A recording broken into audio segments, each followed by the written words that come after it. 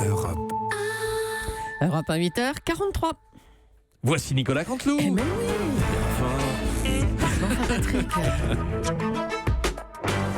C'est presque de l'info, c'est la revue de presse de Nicolas Canteloup. Attention Patrick, car vous êtes toujours en studio avec votre invité, figurez-vous. Oui, alors mon invité, bonjour, il s'agit du ministre de l'écologie, Nicolas Hulot. Bienvenue dans ce studio. C'est un jour important aujourd'hui, Nicolas Hulot. Le jour de signature des ordonnances. C'est important pour vous? Écoutez, c'est un jour important, je vous le confirme, pour le gouvernement. Oui, mais Nicolas Hulot, vous êtes numéro 3 de ce gouvernement dont vous faites partie. Je vous sens mal à l'aise là-dessus. Non. Ça vous met mal à l'aise, Nicolas Hulot? Non, pas du tout. Écoutez, c'est vrai que certaines ordonnances concernent mon secteur, les routiers. Je comprends leur inquiétude. Alors, demain, nous l'avons noté, au premier rang des manifestations, il y aura Non. Jean-Luc Mélenchon et Benoît Hamon, pour qui vous aviez voté. Vous n'êtes pas très à l'aise là-dessus, Nicolas Hulot. Écoutez, je n'ai jamais renié mes complicités intellectuelles. C'est ainsi, je resterai sur cette ligne. Alors, il y a le CETA avec des débordements inquiétants du capitalisme, le CETA compromis, concession ou suppositoire? Écoutez, il y a sur tous ces sujets des moments de phasage. Oui, quand je suis coincé, je mets des mots compliqués, ça me permet d'en sortir. Alors, le CETA jette tout de même, et là-dessus je ne vous sens pas très à l'aise, Nicolas Hulot, jette le doute sur les convictions écologiques de ce gouvernement. Écoutez, j'ai des convictions sur mon propre ministère, j'essaye de m'y tenir. Alors, vous avez, tiens, Nicolas Hulot, signé une prolongation assez déroutante d'exploitation pétrolière en Guyane. Oui, parce que je vais chercher la merde jusqu'en Guyane pour vous mettre mal à l'aise, Nicolas Hulot. Écoutez, non, là-dessus, je vais m'expliquer. J'ai voté cette prolongation pour que cela continue et qu'on puisse mieux s'arrêter derrière. Alors, Notre-Dame-des-Landes, puisque vous l'avez dit, c'est un projet ruineux, inhumain, inutile. Non. Vous êtes mal à l'aise là-dessus, Nicolas Hulot. Écoutez, j'avance pas à pas.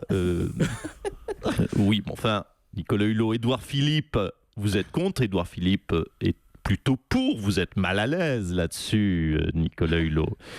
Écoutez, chacun, en temps voulu, prendra ses responsabilités. Voilà, eh bien écoutez, merci Nicolas Hulot, une belle langue de bois bio en bois d'olivier. Je voulais vous parler chaudière, mais je crois qu'on n'a plus le temps. À vous Julie. Merci à tous les deux. Ça nous a Allez. mis tous à l'aise. Ah oui, vraiment, oui. T'as eu mal à l'aise. Allez, c'est Nikos qu'on retrouve aujourd'hui, bien sûr, pour les titres. On garde nos bonnes habitudes. Moi je suis à l'aise parce que c'est vendredi et je suis heureux de vous retrouver. Salut Julie, salut les loups. Hello. Oh dites donc, on est poète aujourd'hui, je vous ai tous entendu réclamer du Lamartine. Déclamé, oui. J'aime beaucoup son dernier vers, il disait Emmanuel Macron est un con.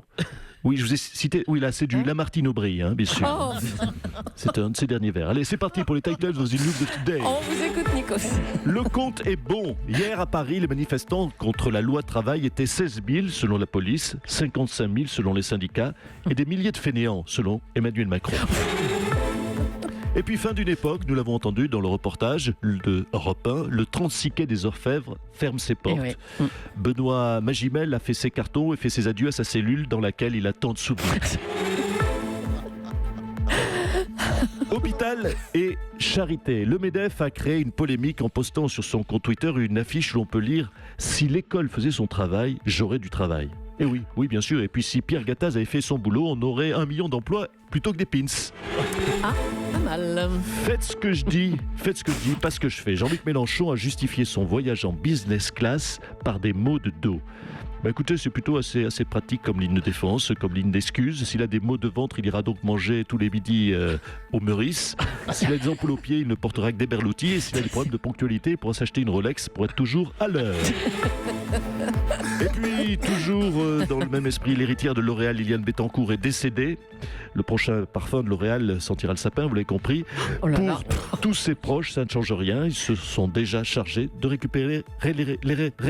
Oui, je la refais. Ils se sont déjà chargés de récupérer l'héritage depuis 10 ans. Voilà, merci Nico. Je vous embrasse. Merci, à bientôt.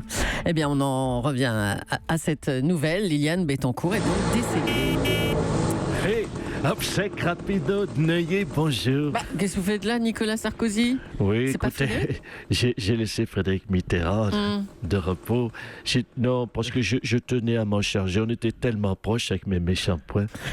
Franchement, ben oui, M. Cabrol, je lui dois bien ça. Hein. Je lui dois même peut-être un peu plus.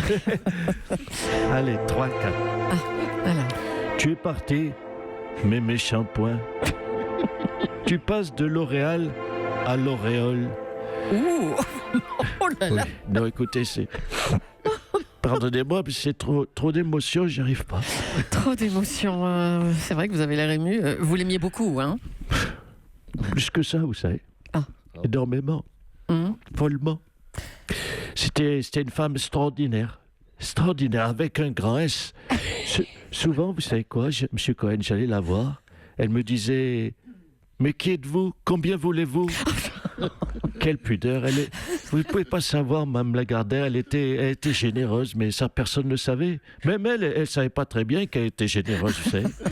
Alors, qu'est-ce que vous garderez d'elle exactement, Nicolas Sarkozy? C'est difficile, il y a tant de souvenirs, mais le souvenir précis que je garderai d'elle, oui. c'est 9 873 000 € et 27 centimes. Eh bien, merci pour cet hommage, Monsieur Sarkozy. Allez, on va revenir sur le départ de Florian Philippot du Front National. Bonjour Marine Le Pen. Oui, bonjour. Oula, ça n'a pas l'air d'aller bien fort ce matin, vous. Oui, mais écoutez, forcément, bien sûr, c'est moi qui ai contraint Florian au départ. Mais bon, vous savez, nous avions, il ne faut pas l'oublier, construit tellement de choses tous les deux. Oui, bon, tant de souvenirs là aussi. Nous avions fait la dédiabolisation ensemble. On avait battu le record de papounet, je me souviens, présidentiel. On avait également réussi à placer nos premiers députés à l'Assemblée. Oui, shabadabada, shabadabada, ça fait toujours quelque chose. C'est une émission nostalgique, vous l'avez compris aujourd'hui. Oui, ça s'entend. J'ai un petit pincement au cœur, Madame Leclerc. C'est toujours dur, vous savez, une séparation, tout ça, pourquoi? Pour du couscous. Mais ma poussinette, remets-toi, ce n'est pas grave. Ah bah tiens, votre compagnon Louis Alliot vient vous réconforter, Marine Le Pen. Mais oui, poussinette, mon petit roudoudou tricolore, ma bibounette nationaliste, mon trésor fasciste. Arrête. Console-toi. La montgolfière Philippot gonflait à l'hélium des médias est partie. Et je suis désormais le seul homme de ta vie. Hein? Oh putain, les mauvaises nouvelles continuent. Oui, Julie. Oh, me poussinette, détends-toi. Je t'ai fait un cassoulet bien de chez nous. Et ce soir, après les flageolets, je vais te faire de gros câlins. Oh putain. Florian, reviens. Florian, si tu reviens, j'annule tout. Oh, le cri du cœur.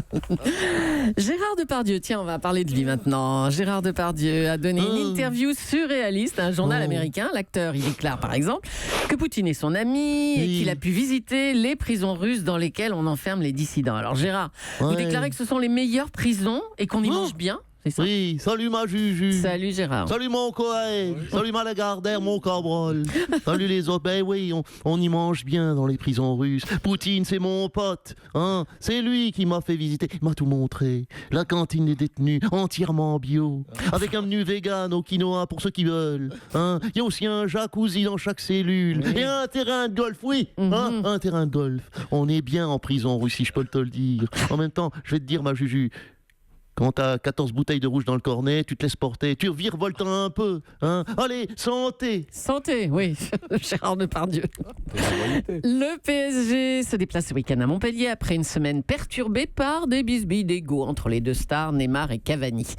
Kylian Mbappé, est-ce qu'il y a un début de crise au PSG? On peut dire ça? Écoutez, chère madame en liminaire, Veuillez agréer, je vous prie l'expression de mes plus cordiales salutations. C'est gentil. Mais pour vous répondre, non, je crois pas qu'il faille parler de crise avec les joueurs, tant ce qualificatif est de nos jours galvaudé. D'accord. Mais visiblement, il y a bien eu quelques tensions entre vos deux partenaires, non? D'ailleurs, vous-même, vous avez pris parti, hein? Oui, mais je crois qu'il faut prendre du recul. Vous savez, il y a une phrase d'Épictète que j'ai fait mienne. L'homme de bien ne se dispute avec personne et autant qu'il le peut, en empêche les autres. Oula. Alors, quand le conflit a éclaté, je me suis dit, Kylian, tu peux pas rester neutre telle la Confédération helvétique. Alors, je me suis demandé, qu'est-ce que ferait l'ONU à ma place? Donc, vous êtes intervenu pour les séparer, c'est ça? Ah, mais non. Comme l'ONU, au final, j'ai rien fait. Nicolas Canteloup à lundi et Kylian Mbappé bientôt dans Qui Vive chez Raphaël Antoven. À coup sûr. Europe 1.